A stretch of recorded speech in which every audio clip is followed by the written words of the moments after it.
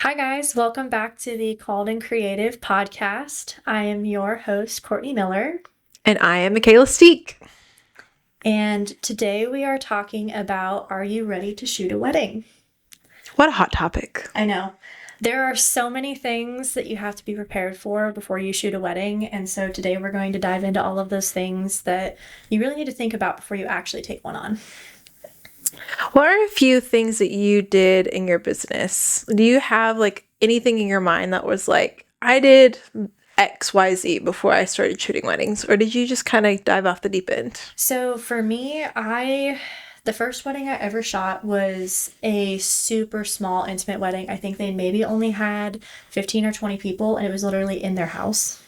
Awesome. And so when she contacted me, she was like, "Hey, I know you've never done a wedding before. I know you don't have any work of that stuff. We're just looking for somebody to come last minute, take a handful of photos, be with us for like maybe 2 hours, and then, dip out. And Right. we're just going to hang out with family and friends and stuff." And so that for me was a great way to kind of dip my toe into it to see if it was even something I was interested in without the pressure of, oh my gosh, I'm going to be there for 10 hours. It's a full wedding day where they have a Right. full wedding party. They have, 100 to 200 plus guests. They have all their family and friends there. They're wanting all the moments captured. That was not at all what she wanted. She just wanted a handful from their ceremony and then some cute ones of them out in the backyard. And that was about it. So that was a really great way for me to kind of start out. What year was that you shot your first wedding? That was, I believe, 2021. Okay, so So you're in about like a 5 years. year and a half into me starting my business. So you've been shooting for about 5 years, shooting weddings Yes. specifically. Yeah. Okay, cool. Yeah, I did my first wedding for free. And I will say, if I was to go back and give someone advice, that is not how I would start weddings, at all. I ran a giveaway and picked one couple to shoot their wedding day for free. And of course they knew it was my first one. But of course I had a lot of entries because, wedding photography is a big part of your budget. Oh, yeah. Anybody who's gotten married knows. And people see free and they're like, ooh, me, Yes, yeah. So I ended up picking this couple. Their names are Bethany and, gosh, what is her husband's name?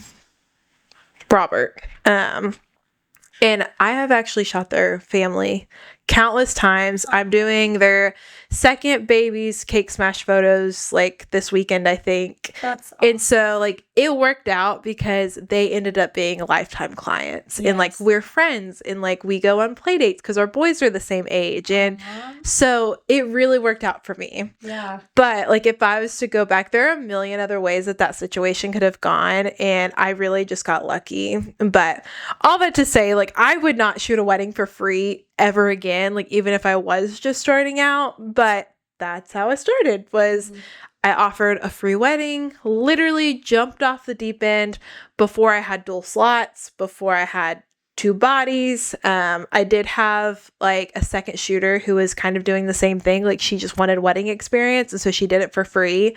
So that was helpful that I had a second person there to help me, but literally just jumped off the deep end. And so much, it was really a good day. It was a full 8-hour day, I think. And everything went really, really well. The weather was beautiful. That was 2019, I believe. And so what am I, 6 years in? Is that, what's the year? Is it 2026? Yes. Yes, it is. So 7 years. Yep. I've been shooting weddings for 7 years. I can't even keep track of how old I am anymore. Yeah, same. I'm getting up there, but At 25 and it's just it's all downhill from there. But yeah, so about 7 years in shooting weddings, and I would never do that again. But since then, I was confident and I can shoot a full wedding day because I've done it before and I did it pretty well. So from there, I just kept picking up bookings, and as I booked more, I bought more gear. And so slowly but surely got everything that I really needed. But there's a lot I could have done differently, and it probably would have saved me a lot of headache if I had. So I'm really excited about this episode because I think that it will really save somebody a little bit of time, at least, if not a lot of time. So definitely. Because before I took that wedding booking, I Googled down the rabbit hole of what do I need to do this, and a lot of the information was stuff that I like didn't have. So like you mentioned the dual card slots. At that time, like they didn't have the, cheaper mirrorless options that they do today. Right. The dual card slots were like the 5Ds, and those are all really expensive. Right. Really, really expensive. And at that moment, that just was not something I could afford. And so what I did is I had 2 camera bodies, and I shot off both of them like it was one camera. Right. So I had duplicates of stuff on 2 different cards, and that's the way that I went for probably about a year. I mean, granted, in that year, I did not take on, 10 15, weddings, 20 weddings. I think I only shot like 2. And both brides knew full well that this was not my specialty. I had only either shot none or one prior to that. And they were all very like, we just want you to come have a good time. And thankfully, like, nothing happened with it. But, you know, me being where I am today and knowing all of the things that I know now, all of the things that could have gone wrong, it does scare me what I was willing to do back then. So hopefully this episode will kind of encourage people that it is doable, but to really take your time if you're really interested in this, and choose what you want to invest in, and kind of start from there and just do it slowly. Yeah. What's the biggest like wedding year you've had? Like how many bookings in a year? I don't like to take on, tons. I would say this year and, so last year and this current year, last year I shot 10 weddings plus a handful of like elopements. And then, this year I have 14 weddings on the books. Are you closed?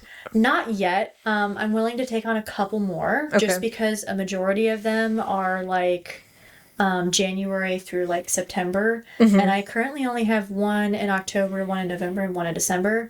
So I'm willing to take on 1 to 2 more in like the fall, because usually those book up usually sooner than this. But wedding season's shifting. That's kind a of little what I'm wondering. I think people are kind of starting to do it in the off season because they figured out that October's so busy usually. It is so busy, yeah. Because then they can have their choice of vendors that they want, because people are less likely to already be booked 2+ years out. And a lot of times the venues are cheaper during off season. So I think people are starting to figure that out. Yeah. We got married in March, and I really wanted an October wedding, but I was due in September with our oldest, and I was like, I want to be married before he gets here. And so we ended up just doing March, and I was really glad I did, because I got to pick all of my vendors. Like, everybody I wanted was available.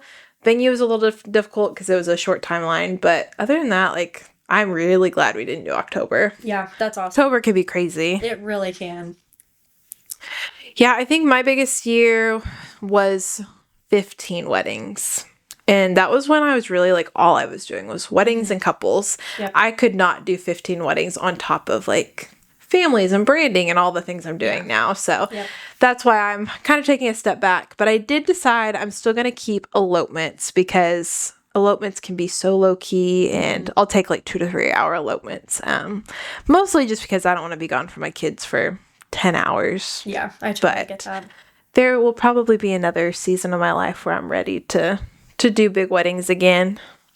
I get that. Elopements are so much fun. I love elopements. They're just so like non-traditional, and sometimes, not that you can't have fun at big weddings, because you totally can, but I just feel like there's a lot more room for more creativity and stuff. Because you're not on a tight timeline. Exactly. Yeah, they're not trying to hit all of the big events that typically happen throughout a wedding day. Their main thing is the ceremony and maybe some family photos if families are even there. Sometimes they're not, though.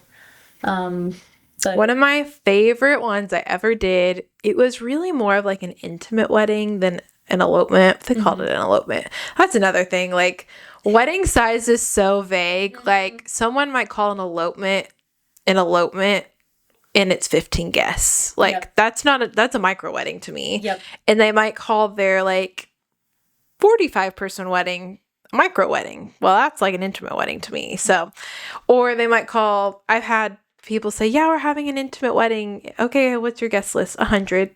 That's not really intimate. I wouldn't call that intimate, but whatever. But yeah, my favorite one was more of like an intimate wedding, and it was out in Bartlesville. They have a state park out there called Osage Hills State Park. It's super secluded, like very quiet. There's hardly ever anybody out there, but it's beautiful. And so we went out there. They did their first look. And then we went straight from first look over to their ceremony that overlooked this beautiful, like, it was a river, and you could see all the rock formations, and gorgeous. It was fall. It was like November, I think.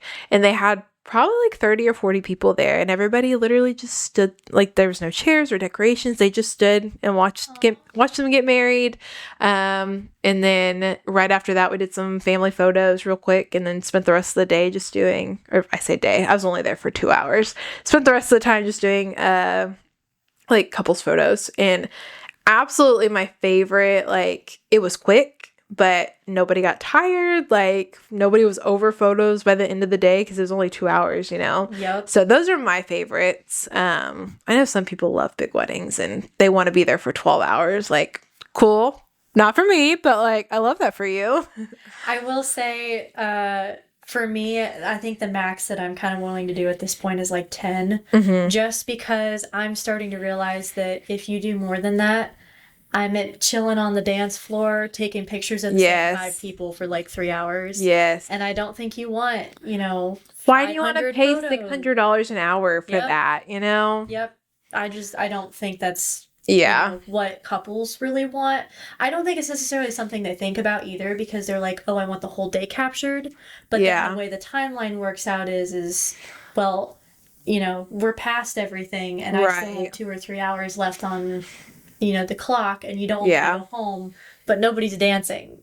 So well, I think a lot of times they want like the grand exit photos, which is fine, but most of the time they don't anticipate, like, most people are going to leave before the grand exit. Like, you may only have your core few. So I always recommend doing like a fake exit, because then you save money on photography, you still get your photos, and you just have like a bigger, more excited crowd. So I always recommend a fake exit. Same. And all of my couples from this last year have been so good about it. They've like already scheduled their, you know, fake exit in advance. Awesome. And it's right before everyone like starts to leave. And it's just like perfect, because the people who are already ready to leave, they go out, you do your fake exit, they tell you bye, and then they leave. Right. So it's very natural for them to be like, oh, I'm already outside, I'm just going to go. Right. And then you don't run into the whole like, oh, somebody important to me left and they can't be a part of the exit. Right. You know?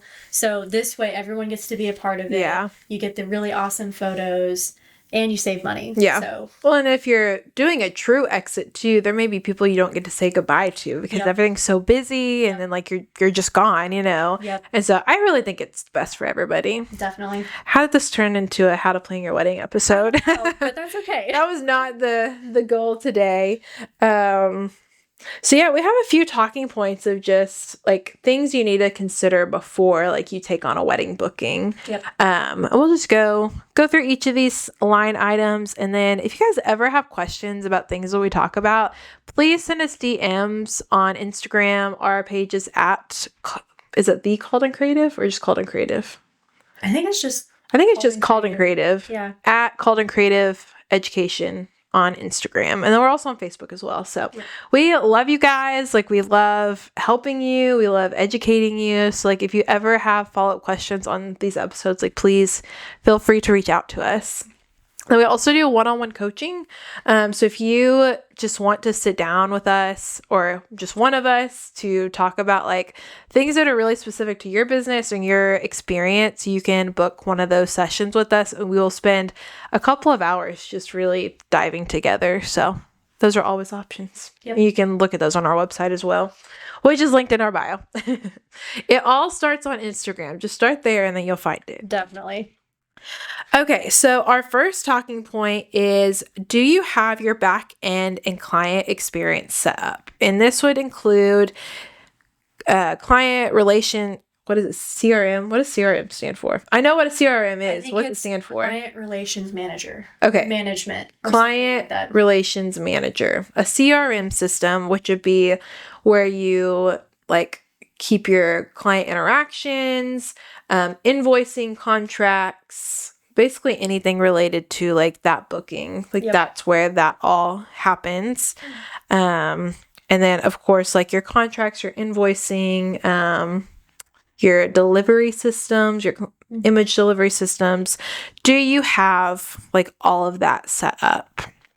So why do you think that's important, Courtney, to have all of that set up before you take a wedding? So for me, the contract side of things is super important.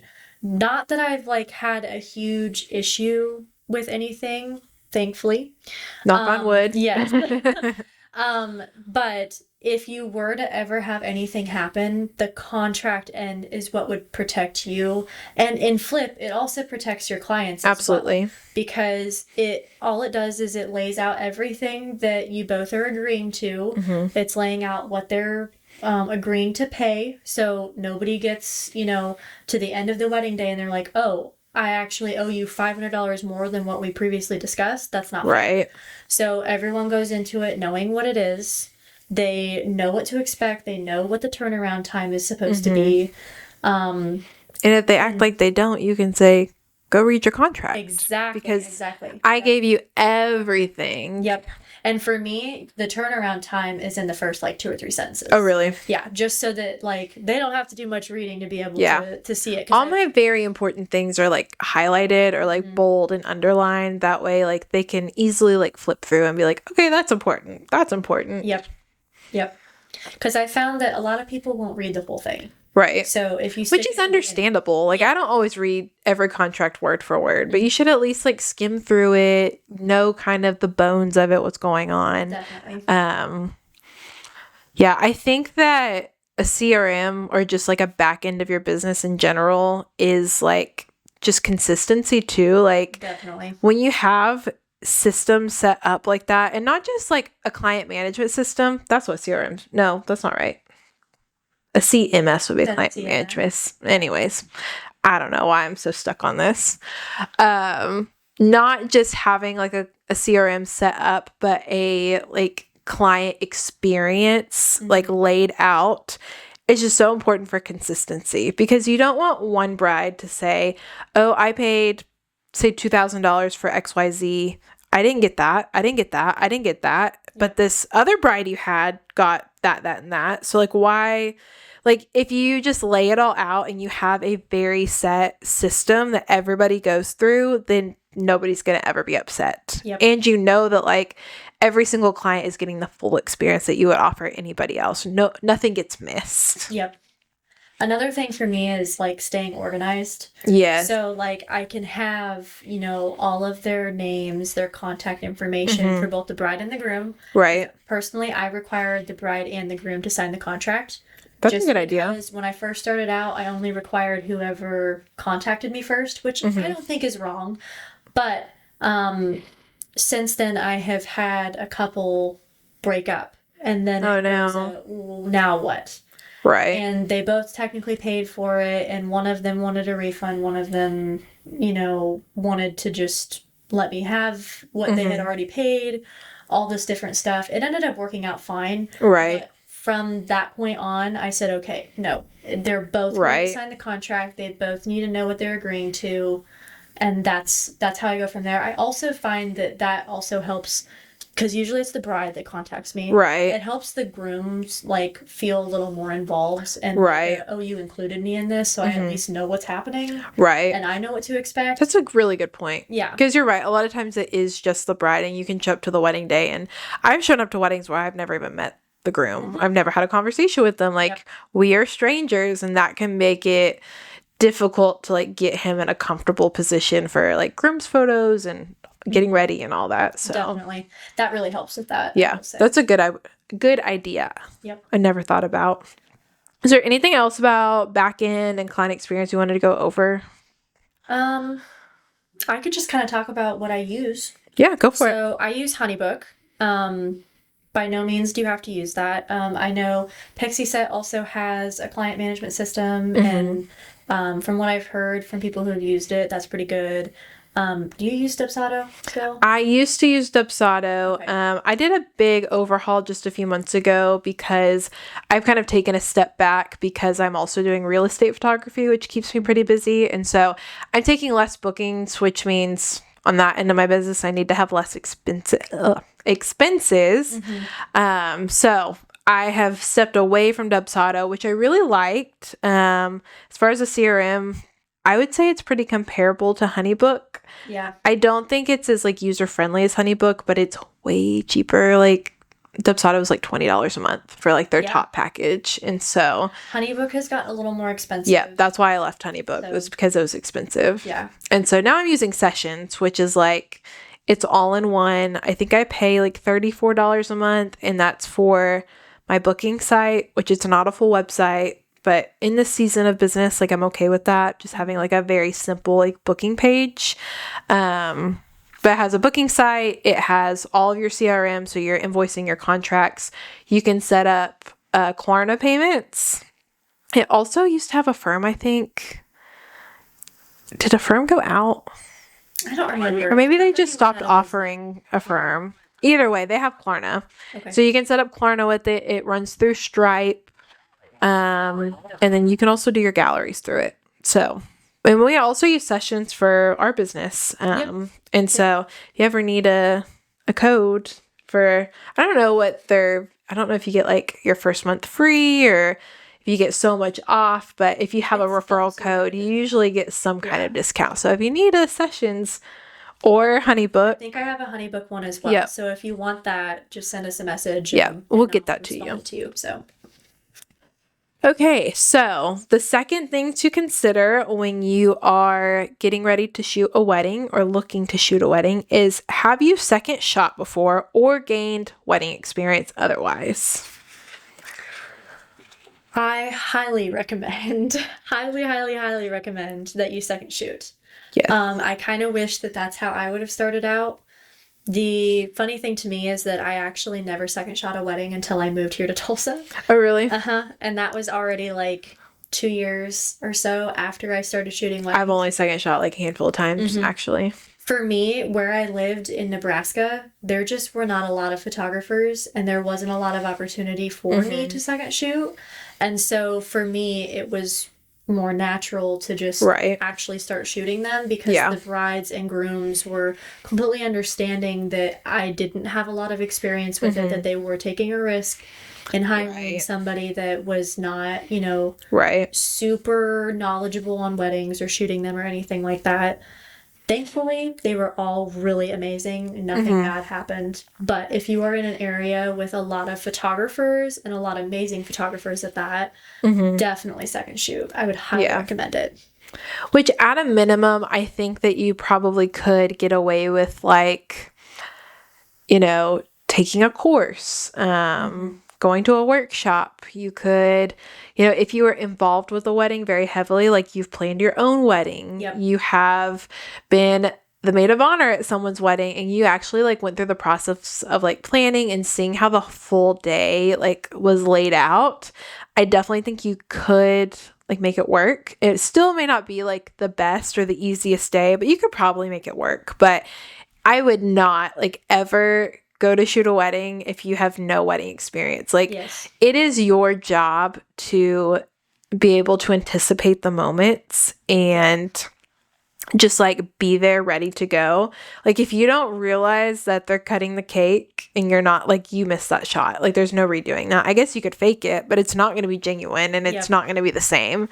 And so like you just need to be able to understand the flow of a wedding day and how to anticipate those moments so that you're there prepared at all moments. So definitely. But yeah, there are a lot of opportunities to get experience without like booking your own clients. And so definitely like exploring those avenues I think would be best.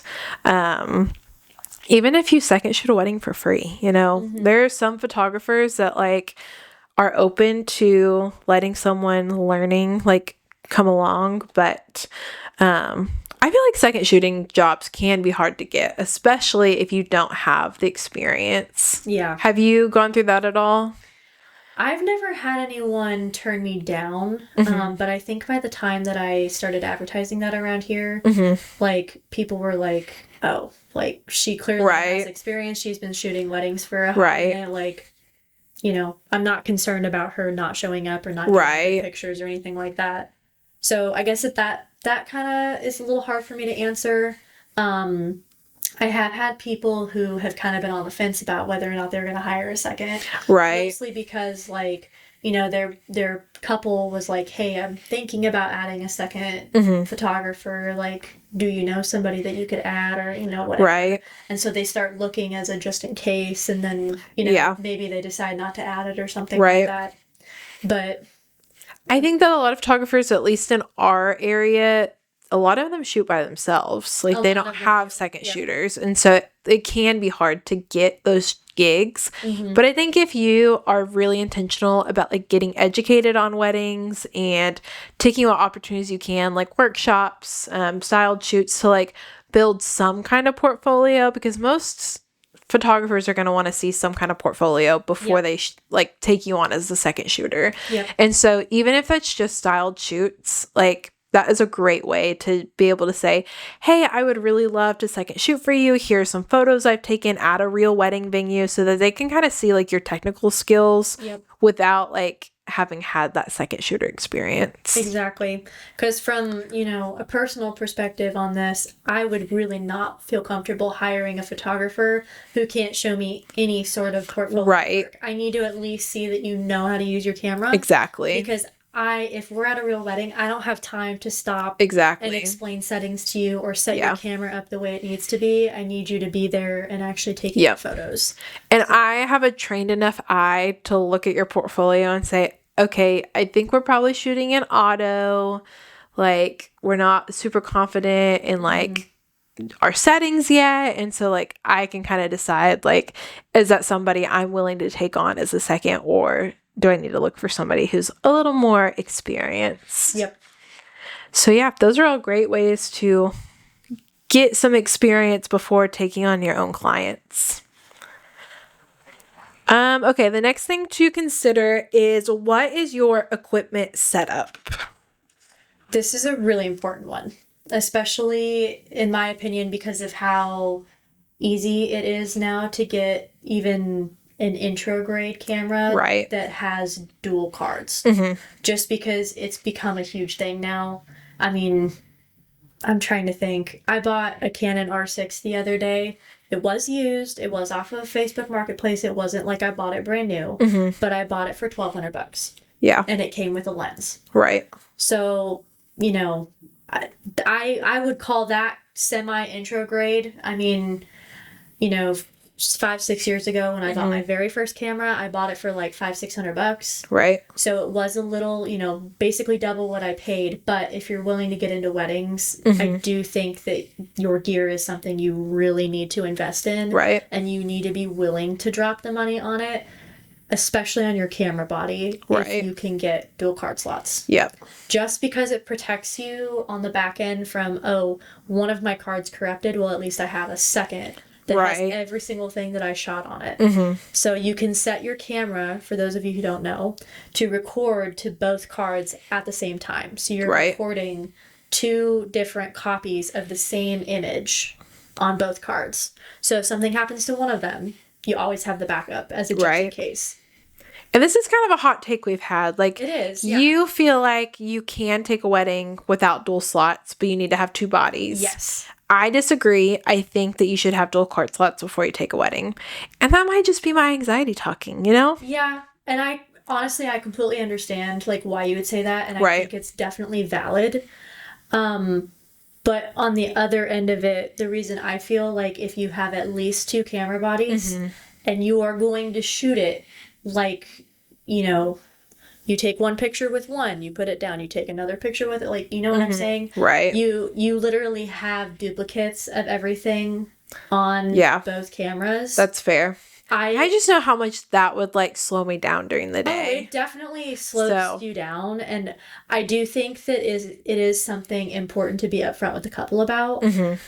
Honestly, I don't think most people would have that problem in today's world with the way that cameras are being made. That's very true. Just because a lot of the ones, I mean, even my 6D Mark II, it has dual card slots. Right.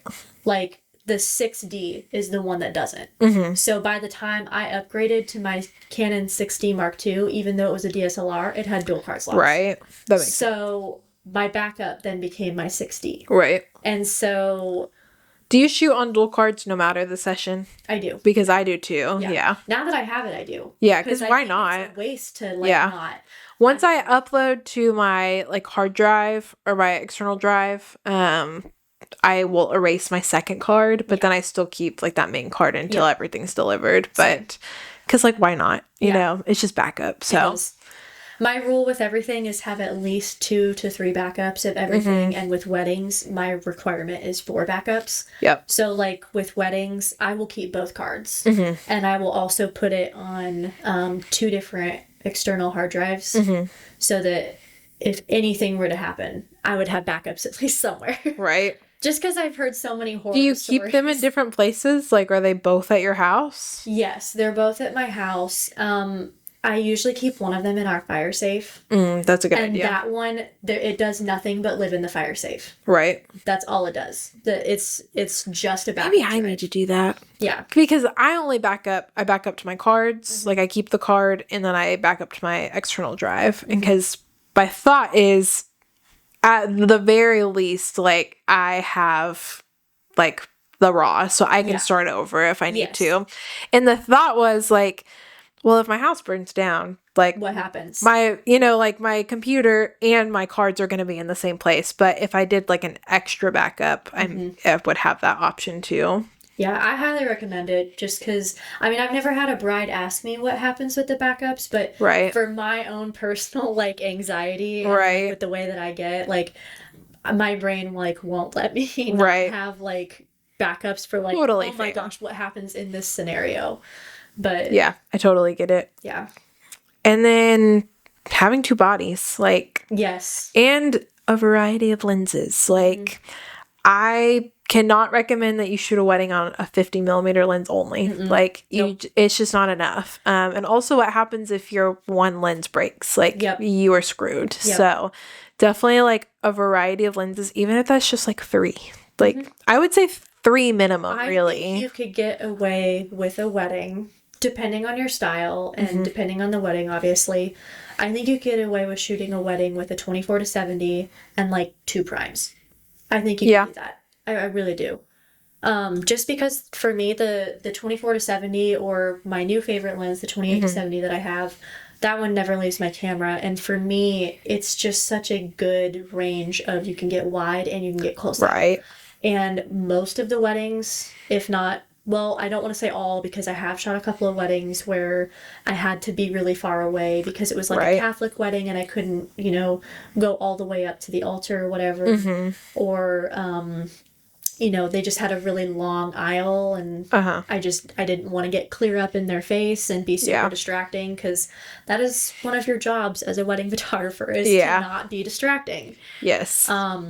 So most of the time though, for me, 70 millimeters is plenty close. Yeah. Because I don't know, I don't love super close-up shots, and I find most of my couples don't either because it feels very invasive to them.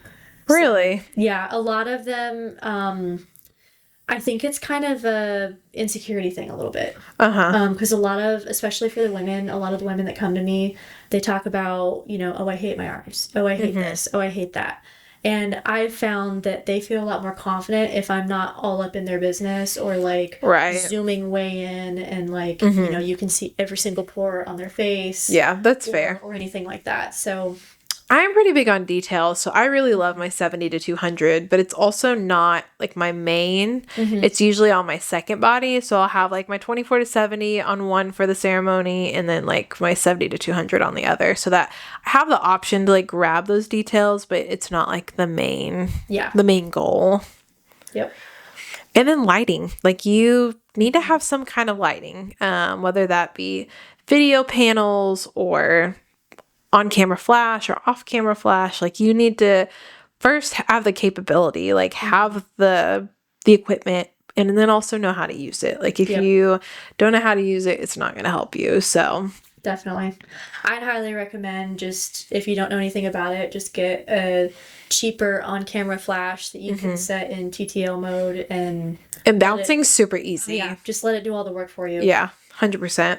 So my kit is typically like my 2 bodies, and then a dual camera strap.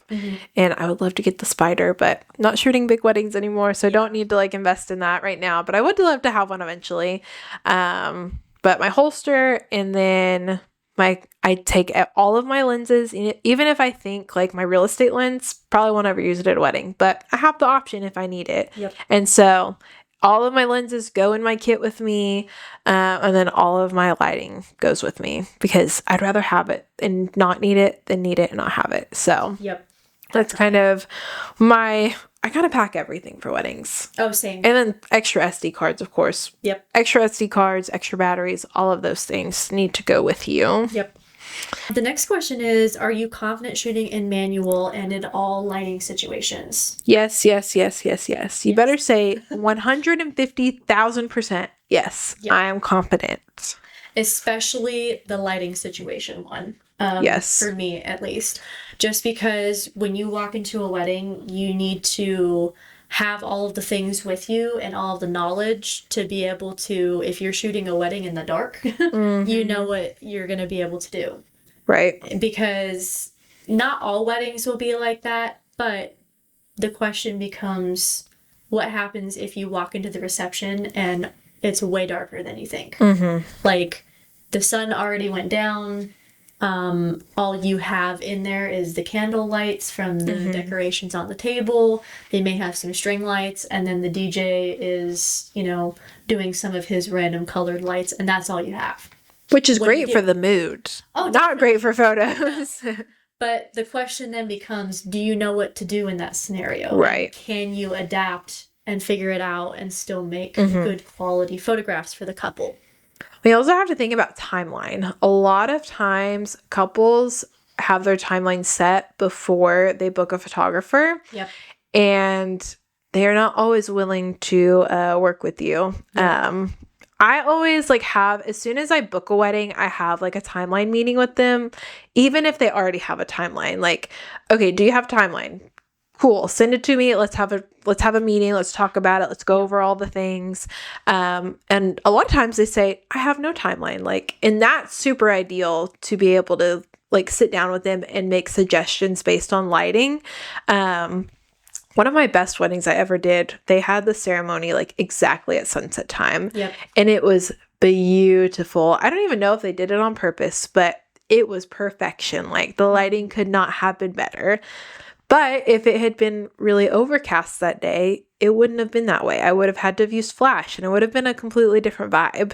And so just being able to be knowledgeable enough to have those conversations with them. I've had some people want an in the dark ceremony, and you have to be able to have that conversation of hey, I love that for you. Let's talk about what that looks like, because for me to give you good quality photos, I'm going to have to use flash. It is going to be a very different vibe than what you see on this Pinterest board that is at sunset or before sunset.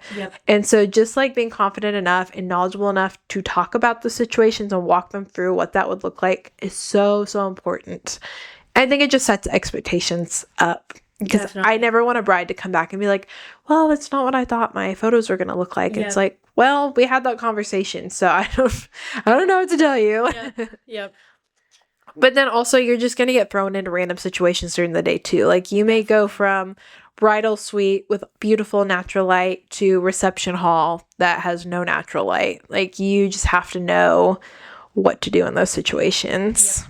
So on the other side of that, similar thing, that's why you also need to be confident in shooting in manual mode, is so that when you go from the bright and really light, natural light filled, getting ready suite, and then you transition to something else inside that's super dark, no windows, like all you have is the light on the ceiling or some string lights or something, that you can change your settings very quickly, I might add. Right. You can't stand there for 10 minutes and take test shots. Test. Yes. Yeah. You need to be able to change it fairly quickly so that you can adapt and continue to capture what's going on in the moment. Right. Because a lot of things during a wedding, you really don't want to stop them. I mean, technically you could, but in my opinion, that's like interfering with the wedding day, and it's not authentic, and you're not doing the bride and groom. The wedding day is not a photo shoot. No. You are there to capture what is happening and guide them throughout the day, but it's not a photo shoot. Yes. Like you are in addition to the day. It's not your day. If that makes sense. Exactly. Yeah. I feel like I've heard a lot of photographers who, in my opinion, sometimes they can overthink that, and they think, oh, it's nothing but a giant photo shoot. And no, it's not. It's not. It's a wedding day. Yes. It's their wedding day. It's their one day. They have all these things they're going to do. Now, do I feel like there may be times where I could step in and just say, do this right here? Absolutely. Because if I suggest to do something that's happening, so for example, like a first look, if I help guide them in like, this is a great place to do it, just take 3 steps back before you do it. Right. And then I take my hands off, I step back, I let them do their thing, and I stand back and capture it. And, you know, sometimes, in my opinion, even if the lighting is not 100% perfect for it, and a moment is happening, I don't interrupt it. I let it happen. Right. And I try to fix it as best as I can in post. Right. Because my main important thing is I'm capturing what's happening. I am not interrupting their moments. Right. Specifically for photos. What I think a big jump we've made recently too with mirrorless helps this situation specifically, because you can see your settings in real time. Yes. And even if that's like, oh, I gotta crank my ISO, like, just go do it. Like, you can make that decision so quickly with mirrorless because you can see it in real time on your screen. That makes such a huge difference. That was one thing I was not anticipating with mirrorless, was it saving me so much time from taking test shots. Definitely. Because you don't really have to take test shots. No, you can see it. Yeah. And so that is a big, like, having mirrorless makes a big difference in weddings, I feel like. I also have my camera set up to where there's 2 toggle switches that, like, so my thumb can reach one, and then my, what do you call this, an index finger, I think, can hit the other. And so it's set up to where if I hit the one with my thumb, it adjusts my ISO. If I hit the one with my finger, it adjusts shutter speed. And so I can literally do it while it's still up to my face. Right. If for some reason the sun was behind a cloud and it was dark and cloudy, and then all of a sudden in the middle of it, the sun starts to come out and it gets sunny, I can adjust it without even taking my camera down from my eye. Mine's the same way. I can literally do it right. And you should be able to see, even if you're not using live mode on your screen and you're looking through the eyepiece, you should be able to see your settings down below. Like, it's on your screen. So you really easy to just quickly, like, make that change. And you should know if you're shooting weddings, you should know your camera well enough to, like, make those quick switches. Definitely. And so that's another thing. It's just, like, being so intimate with your equipment that you can just change on a dime. That's so important. It is really important. Do not ever buy something and, like, use it for the first time at a wedding. Don't ever. Or at a session, really. Yeah. You always, always, always play with things prior to a session or prior to a wedding. You never just take it out of the box and just be like, I'm going to try this today. That's not the time of the place. Even, like, when I got my new mirrorless, it took me a few weeks to, I mean, I went from Nikon to Nikon. So the changes were not that big as far as, like, settings or, like, where things were on the body. But as far as settings, there were little settings that, like, I had changed in my other body, like, ages ago and forgot about. And I was like, why is it doing that? Or why is it doing this? And you have to, like, Google things and, like, figure it out. I was at a newborn session, could not get my flash to go off. Like, could not get it. It was a setting in my camera. I had to switch bodies that day. Yep. Use a body that was already set up for me. But that's the point. You had something. I had an extra, yes. You already knew really well. Yep. And because it wasn't working, you didn't stand there and take up more of your client's time. Yep. You pivoted and used the thing that you were most comfortable with. Absolutely. Yeah, I wouldn't want that to be a wedding day at all. No. I think that takes us into our last point really, really well, which is, are you a confident editor? And that goes back into your shooting and your lighting, because like you said, sometimes the moment doesn't work out perfectly. Sometimes the lighting isn't perfect for a situation. Are you confident enough to go into post and make that a good image regardless of your settings? Yep. A lot of times there are going to be several things throughout a wedding day where you're not going to have any control over where it's happening, right? When it's happening. For example, the ceremony. That's a big one. People love to pick the worst time of the day. Yep. Outside. Yep. To have a ceremony. Yep. And you have to just figure it out, because it's not your place to straight up tell them, oh, you picked the worst time. Right. That's the time they picked. You just have to deal with it. It's part of your job. You can make suggestions. Oh, definitely. But, like, if they don't listen, like, you just have to deal with it. On you. Yeah. You just have to figure it out. Yep. And I don't think that is bad on the couple or on the photographer or anything like that. But you do need to be comfortable at least figuring out how to manage that, especially with walking down the aisle if it's outside and they picked when the sun is at the highest point, because when they're walking down, they might be in complete, like, super bright sun, and then once they get past you and you flip and turn the other way, it's all shadows. Right. So you got to be able to adjust to that and be able to edit it in post so that it doesn't look like two completely different places. Now, is direct sun like my favorite thing to edit? Nope, it's not. It's not my favorite look, but I still know how to shoot it, and I know how to make it look nice. You have to be able to, especially in direct sunlight, like, don't blow it out. Like, because if you blow it out, you're screwed. You can't fix it, And so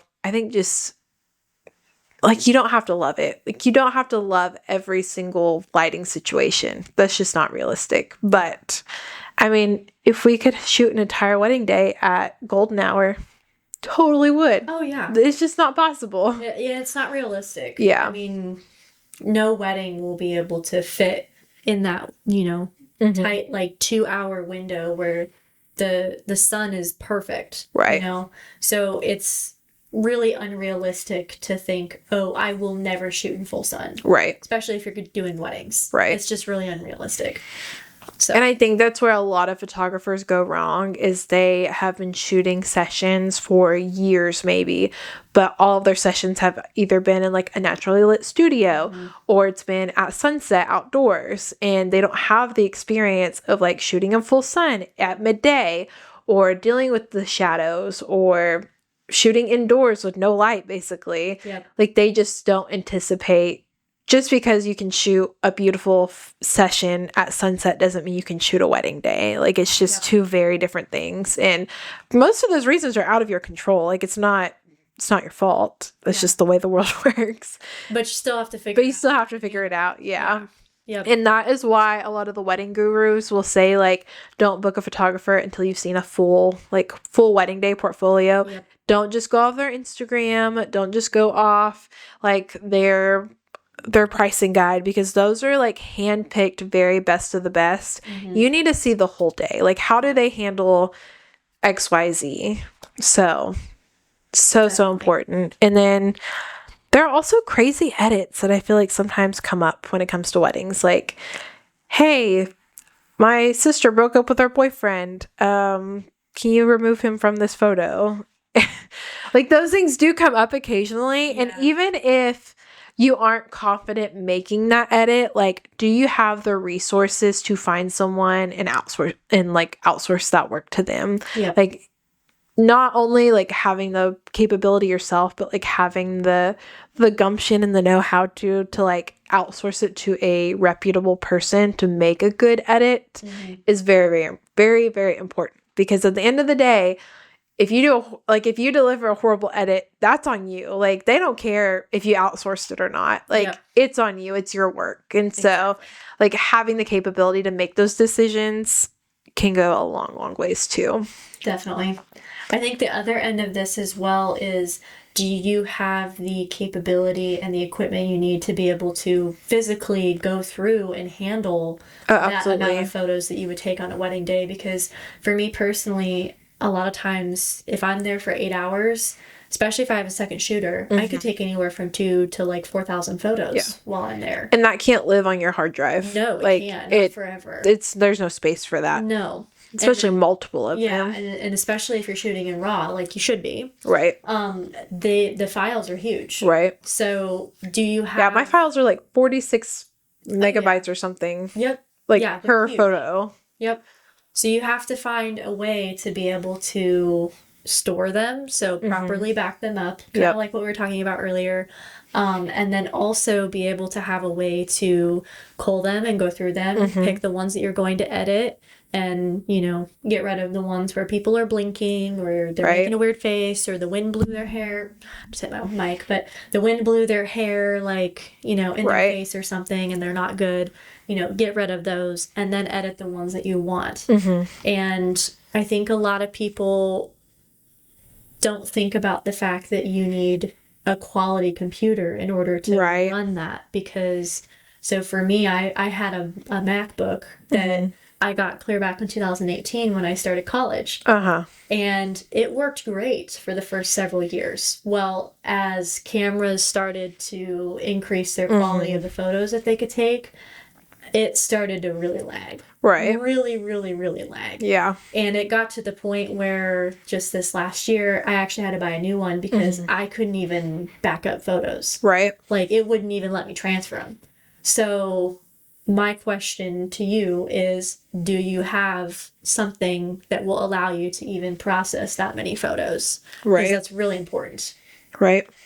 Also consistency. Like, definitely. Are you capable of creating a consistent look through the entire gallery from every lighting situation you could think of? Like and sometimes you're going to have some crazy colors, some different, like, are you confident enough to make everything look like it should and like look consistent across your brand? Because they don't want a light and airy getting ready photos and a dark and moody, like they booked you for your style, not for different styles, you know?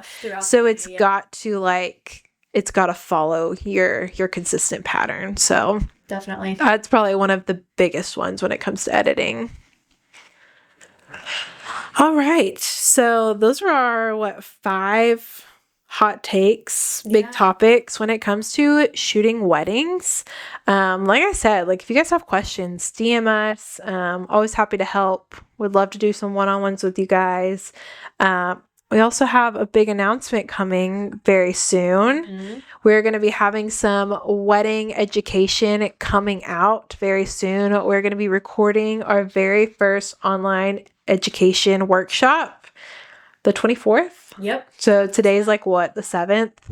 And by the end of the month, it probably won't be out by the end of the month, but it will be recorded by the end of the month. And so we're going to be going all the way from like preparing for a wedding day, like what it looks like to find a wedding client, and taking them through your client experience, and then packing for a wedding day. Like, what are all the things I need to have in my bag, and what are the things I need to be doing mentally to prepare for a wedding day? And then going through the whole day, you know, let's go from getting ready, first look, the ceremony, bridal portrait, ceremony, all of the things. We're going to go through a full wedding day step by step so you guys can see exactly what that looks like. And that will be a great step in not just getting educated and more prepared for your next wedding, but also to just say, hey, I would love to second shoot for you. I have taken this online course, so I know exactly what to expect. And it's just like an extra edge up for you guys. So definitely. We're very, very excited for that. And more details on that are to come as they become available. So, all right, guys. Well, that concludes our second episode of the Called and Creative podcast. I'm your host, Courtney Miller, owner of Miller Image and Motion. And I am Mekala Stiek, owner of Till the Dawn Photo Company. We hope you have an amazing day, and we can't wait for episode number 3. See you guys next time. Bye. Bye.